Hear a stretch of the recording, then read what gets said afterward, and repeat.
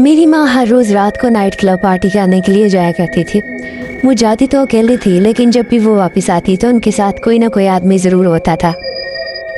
वो आदमी मेरी माँ के साथ कमरे में चला जाता तो था, लेकिन वापस कभी नहीं आता था। मैंने बहुत सारे आदमी को उस कमरे में जाते हुए देखा, लेकिन उस कमरे से कोई भी आदमी वापस ना आया और मैं इस चीज़ से बहुत परेशान थी। सुबह को मेरी माँ मेरे अंकल को हमेशा एक मोती दिया करती थी, जो कि बहुत ज़्यादा कीमती होता था। मैंने कई बार जानने की कोशिश की उस कमरे की तरफ जाने की, लेकिन हर बार मुझे मना कर दिया गया और मैं इस चीज़ को लेकर बहुत टेंशन में थी कि आखिरकार इस मोती का राज क्या है। इस दफ़ा फिर से एक नया आदमी जो मेरी माँ के साथ उस कमरे में जाता है और मैंने भी अपनी माँ के कमरे का रुख किया। मैं आहिस्ता आहिस्ता जब इस कमरे की तरफ पहुँची तो जो मंजर था उसने मेरे होश उड़ा दिए।